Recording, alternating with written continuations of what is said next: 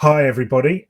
This is the Berkshire Football Stories Chat Podcast Special Edition, Ascot United Extra, whatever you want to call it. If you don't want to hear us talk for about 30 minutes about Ascot United, please look away now. I am Tom Canning. I am joined on the podcast today by Rob Davies. We've swapped roles because Rob was there. I was indeed. Thank you very much, Tom. We've got Abi Ticehurst. Hello, Abi. Hello. She was there too. I was indeed. And we have got the esteemed Bob Bacon, who is joining us as well. Bob was not there, but he has done it all before. So hello, Bob. Good morning. I can also just very quickly welcome Neil Richards, Director of Football. I assume that's still your title, Neil, at Ascot United Football Club. So perhaps we'll kick off with Neil as he's just been able to join us. Morning, everyone. Morning, Neil. How are you feeling? I'm tired.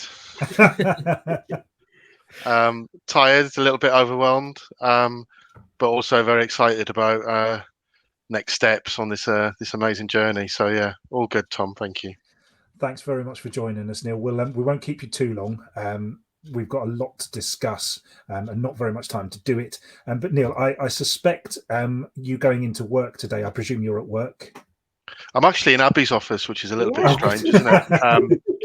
But I chose to work from the club today, so I am doing my day job. But I've managed to just get a little bit of time to come and talk to you guys. Very, very wise decision, I think. What I was thinking was, Neil, a lot of people at your work probably know that you might be involved in this sort of odd non-league grassroots football club, and you do pieces, and sometimes your face is on a website somewhere. And now suddenly they really know what it is you do, I presume. Yeah, no, absolutely. And actually, we've got a number of colleagues at work actually live local, and they've got kids at the football club actually. And one of my colleagues was at the game on Saturday, so they're starting to understand a little bit more about what I do outside of work now, which is great. And how do you feel? Excited. Well, I was talking to Jamie this morning, and we try to get not too carried away because we've got a game tomorrow night. A league game, and we've still got unfinished business, and we can relax a little bit now. We've got to Wembley, and that I think what we didn't want to do was sort of fall down in the semi-finals. We really just wanted to get over the line, and I'm sure Bob knows how that feels as well. But now we have to switch back on, get the boys focused on Tuesday night and the league campaign, and we're still in the League Cup as well, which is just incredible, really. You're on for potentially a league and cup double. It's probably the ultimate non-league and cup double. But the Vase will mean something long after any sort of potential title win. Do you agree? Would you agree with that?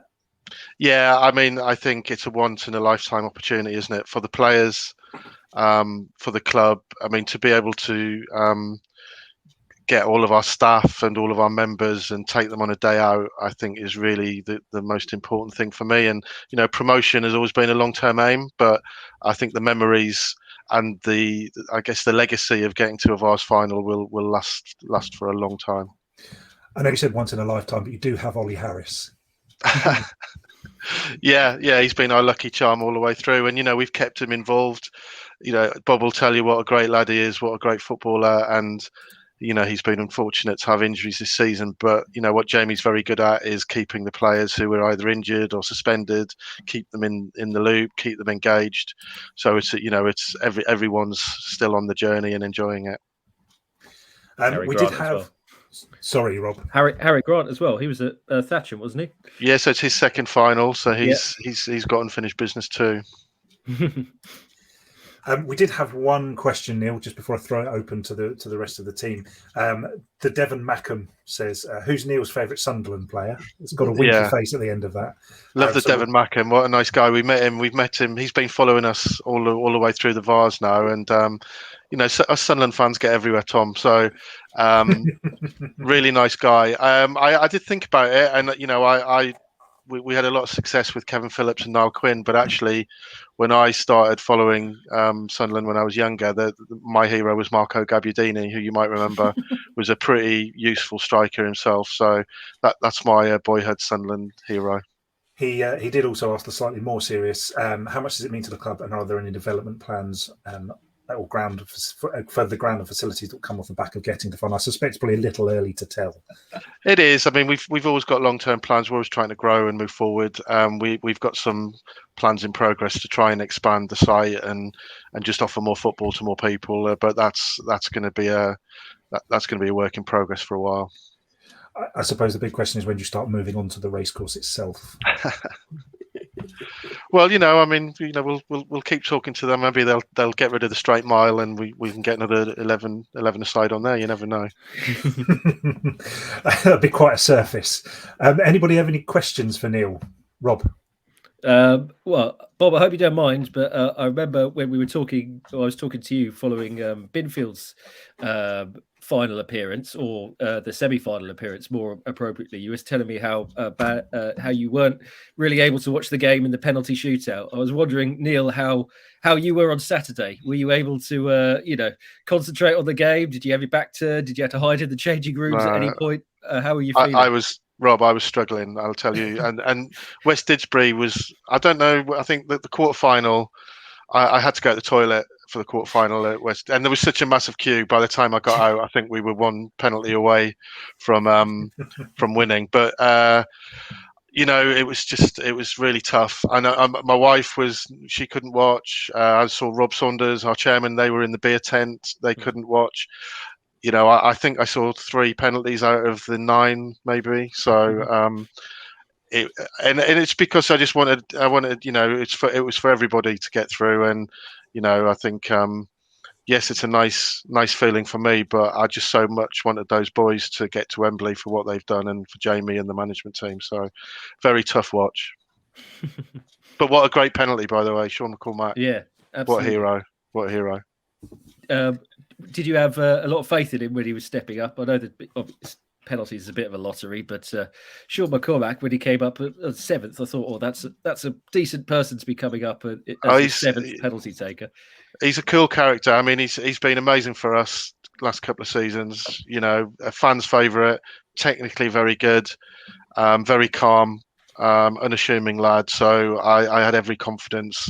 The pitch, you were worried about the penalty spot and the slipping, and he took his time and he stepped up, and what a great penalty. So much respect for someone who can step up and take those pens. Amazing. I've got one more, but I'll throw it open to Abi or Bob and see if they want to ask anything else before I hog the whole interview. Are you sleeping nights yet, Neil? You know what? Someone asked me last week, and I didn't sleep at all last week. The lead up to the game was tense, and I wasn't really sleeping very well. And then when we got up Saturday morning, and to be honest, it looked like the game was going to be off Saturday morning, and I just thought, I can't go another week of waiting to get to this fixture and more sleepless nights. So I hope I sleep better now, but we're already buzzing around the plans for the final, and it never stops, as you know. So I'm hoping maybe I can get some sleep this week. That would be nice. You're looking forward to the 12-hour days in preparation to it.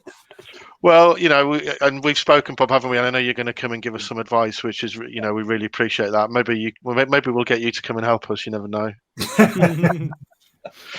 But I saw our old chairman, Mike Harrison, who and Mike's done a lot for this club, and we're standing on the shoulders of giants here when you talk about Mike. And he was in the cafe this morning. He's already started going into all the shops in the high street to get their support. So a lot of work to do, but we were looking forward to the challenge.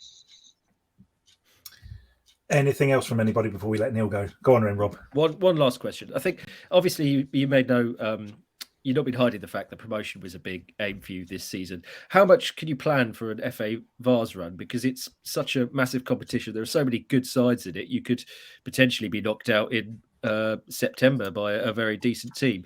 At the beginning of the season, did you actually think, we're going to really make a good attempt at trying to get to the final and win the FA Vase? It's a really good question, isn't it? Because I think generally you see a bit of a correlation. If a team's doing well in the league, then they'll tend, it means they've got a good squad, let's be honest, and therefore they'll probably do well, hopefully, in the cups. promotion. I remember sitting in pre-season and chatting to Jamie with the chairman, and we talked about what the priority was. And Jamie's response will always be, "I want to win everything," and that's how managers think. And I'm sure Dodsey was the same at Binfield. But promotion was the number one aim. However, I know a few of those boys in the squad were like, "Look, we could go well in the Vase. We could do well. Let's get some momentum," and that's how it's proven.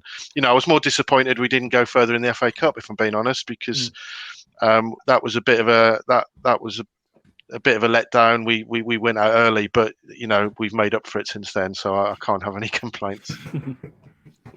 Very good. Well, congratulations. It was a cracking day on Saturday. Thank you. And I just want to say to you guys as well, we've got a great relationship with you, and the coverage on Saturday and leading up to it, and I'm sure going forward it has been and will be amazing. So really appreciate all the hard work and effort you guys put into this as well. Thank you very much. It's Thank you. Our pleasure, Neil. Enjoy the rest of your workday. Thanks for coming on. Thank you very much, guys. See you later. Cheers. Thank Bye. you. Cheers. Bye. Bye.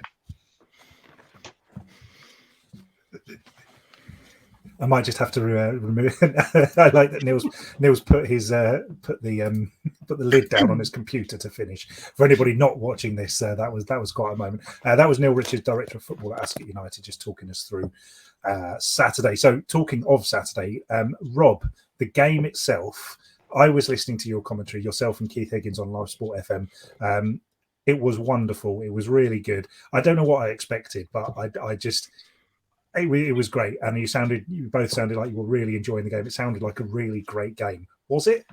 Yeah, I think it was a great game. I think when talking to a few people from both Corsham and Ascot afterwards, they perhaps were saying it wasn't the best, perhaps, footballing game because the conditions were quite hard to play with. I think talking to a few of the Ascot players, they didn't get the opportunities to get the ball down and play it around like they normally would, perhaps at the racecourse ground on their artificial pitch. But that didn't stop it being a great game. Corsham were really attacking, really took the game to Ascot in the first half. Well, the first half of the first half and the first half of the second half. They were really sort of high action and really put the Ascot defence under a lot of pressure. There was a lot of chances in the game for both sides. Ascot could have had a couple more. In fact, Sam Jepson in the Corsham goal pulled off 2 or 3 fantastic saves during the game. And, Ascot also had a few more chances as well that they perhaps could have done better with. But yes, the game itself was really enjoyable, really fun to watch for a neutral or someone who's pretending to be neutral for the benefits of a commentary. And what about the penalties? I know yourself and Keith were struggling with the Corsham numbers at times, and then the mud. Yeah, it was. Corsham, I think, had I don't know if it was especially for that game or whether it's for their FA run. It was for the game, was Abi. Yeah, but they've changed from their sort of red kit with white numbers, which is quite clear to see who's who, to a white kit with gold numbers, so you could barely make them out anyway. And then when by the end of the game, when everyone's covered in mud, you can sort of hard to see exactly who was who going for the penalties. So apologies to Corsham, we did get a few of the penalty takers wrong for their side. But that bit was very tricky. And as Neil alluded to, the penalty spot was a bit of a mud bath by the time the penalties were being taken. And so for both sides, it was pretty impressive how good the penalties were considering the conditions. I think maybe Rob Gerrard slipped a bit with his penalty. He did look a little bit upset after his came back off or clipped the top of the bar and went over the penultimate penalty for Ascot. So I think he perhaps slipped a little bit, but in general, I think penalties were pretty good qualities from both sides. Some really good saves and some, Ascot holding their nerve at the end to eventually get through. Yeah, fantastic ending. It's quite something that the last 6 games in the Vase have all ended in penalty shootouts. That's quite impressive. We haven't mentioned that Ascot will play Newport Pagnell Town, who beat Congleton Town also on penalties.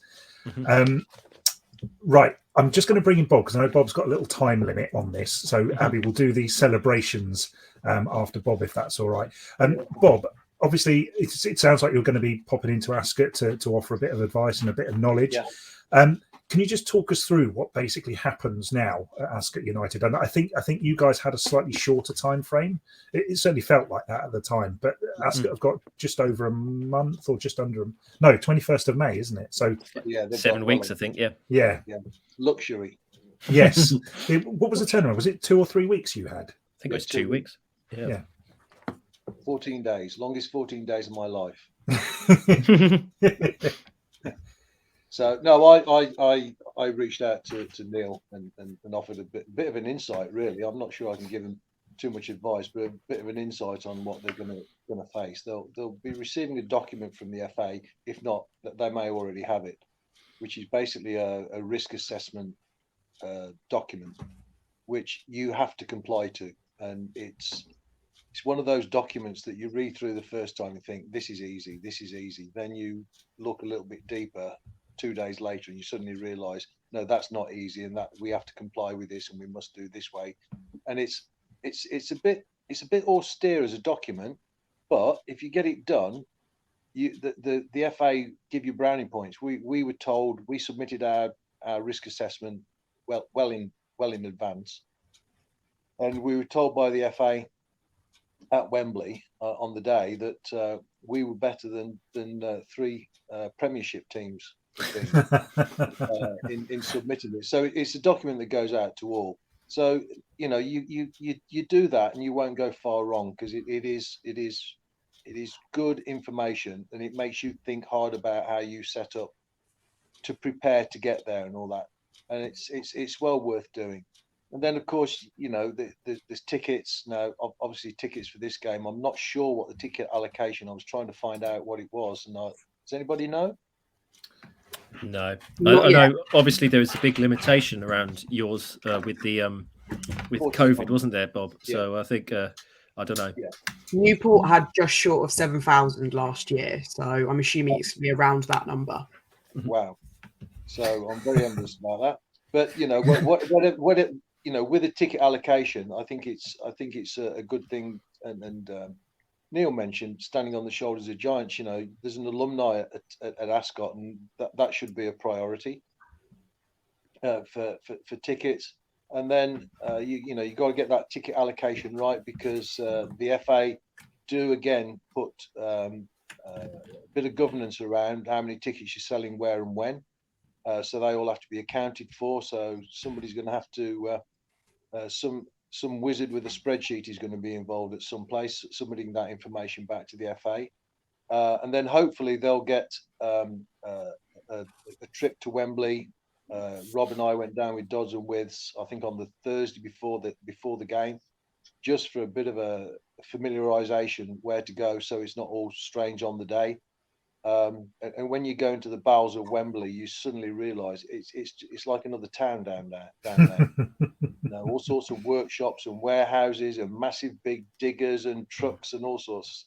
And then they show you the changing room. They run through with you, how to change the lights, so you'll have yellow and blue lights in the changing room, and we had red lights. And then when we were there, they were putting up all the logos all around the place, and it's a bit of a building site on the Thursday before, to be honest. But then when you turn up on the game day, it's just immaculate. It's magnificent. Go on, Rob. There's obviously it's a massive game for the club. Did you have to do anything, or did Withs or Dodds do anything in terms of sort of getting either building the players up or like calming them down a little bit? Because obviously, you want them up for a big final, but also you don't want them overwhelmed by the occasion. So is there any consideration that Ascot will have to think of now in terms of making sure their players are at the optimum level? I think players at step 5 now are very sensible, and I don't think they get over-egged by it. Mm-hmm. Those players will be fine. The Ascot management are good. They know what to do. The Ascot backroom team know exactly what they're doing. You've got to keep it real, haven't you? I think you have to, but the celebration starts from the minute you get on that coach to the minute you get off the coach when you come back to your ground. They're precious moments, and you can't buy those. I mean, I will never forget, because we went and wound the village up, as you know, about being part of it, and the village just bought into what was going on. And I will never forget that trip down from the Copy Beach, down through Binfield Village, round by the parish hall, back out again. People standing on the streets, smashing dustbin lids, saucepans with wooden spoons, and several of the players have got all those memories recorded on video, and that is just priceless. And I think it made the players feel that they were part of something, not just playing football. They're part of something. And as you know, I'm a big believer in community. And I think you get the community behind you early on, it'll just be a fantastic day. And I think that's very, very important to do, get everybody supporting them. Very cool. Bob, thanks very much. Abi, did you have a question for Bob? I don't think so. Right, maybe in a few weeks. Sorry, I thought you'd raised your hand there. But, no, sorry. No, okay. Bob, thanks for the insight there. I know. Obviously, you've got a little time limit. If you can stick around, I just want to go through some of the celebrations. It looked like quite the party at the racecourse ground after everybody returned back. I'm sure it was quite the party on the way back as well. I certainly saw there were plenty of pictures of various drinks being enjoyed, singing, and certainly the drummer Neil Jeffs was heavily involved during the game as well. Abi, what was it like, and how did you feel on Sunday morning? I've run out of a number of people who have asked me how my head was. It was absolutely insane. I went up with the boys on their coach, so I was with the managers and the players, and so it was very civilized on the way there, obviously, just everyone keeping cool or whatever, just keeping themselves calm and things like that. But it was very exciting on the way home. We stopped at the services. I don't think they were prepared for 30 odd blokes to be shouting about Wembley, walking through the singing "Que Sera Sera." And then we made sure that it was very clear that we all went into the clubhouse together at the same time, because the supporters coach, they've got back before us as well, so they were already in the clubhouse. All the boys walking in to a big round of applause and singing was it was incredible. And I think celebrations went on to the early hours. I think me and George Locke were the last to leave. I think Joe and Neil were trying to kick us out at that point. So it was just really incredible. Just got disco lights going, got the songs on, and it was just so incredible, and just so proud to be part of the whole thing, playing my part in their journey to Wembley. And obviously, as the marketing and media manager, as you've put under your name there, you're not FIB today. What's next for you? What's the next thing? I mean, I suppose it's just like your job's easy now, isn't it? A breeze. So we've got the meeting coming up, obviously, with the FA very shortly. I think that's tomorrow potentially. We've just got to deal with that, and then like Bob said, it's about getting the community behind you. So just getting everybody involved. We're so lucky to have so many brilliant sponsors involved with the club. So looking forward to getting in touch with all of them and seeing what they can do for us, and what we can do for them as well, obviously. And then just drumming up lots of support, making sure people know all the things they need to know ahead of it. I think we're probably a bit lucky that we've got that 7 weeks rather than 2 to prepare. Ready for full steam ahead. Have you got anything particular already in mind for it, or is it all sort of to be TBC for the next 7 weeks? Obviously, it's a massive occasion, so have you got anything special planned? That's a TBC right now. I think I'm still myself on cloud 9 about it. So I've got to have another day just to calm down about it, and then it's all. I have very excitedly though started a new Trello board for all my planning, so I'm excited for that. But yeah, that's just an empty draft right now, and then I'm sure it's going to be busy and full in the next coming weeks. So yeah, lots to plan, I imagine. But I haven't, still on cloud nine, so I haven't quite thought about anything yet. Wonderful stuff.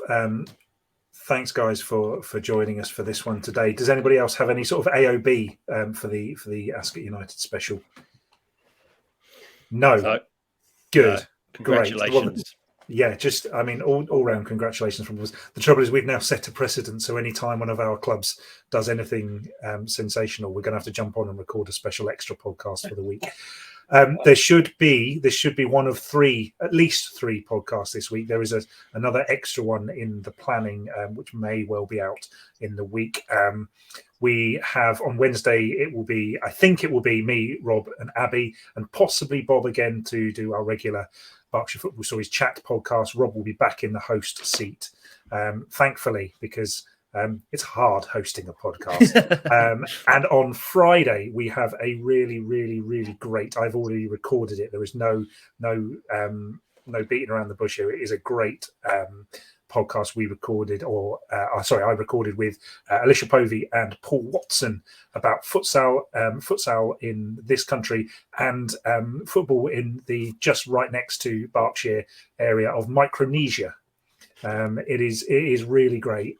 Paul is brilliant. Alicia is brilliant. And I would thoroughly recommend you have a listen to that one. Not least because I might have committed some funds to something. So we'll all find out then. Okay.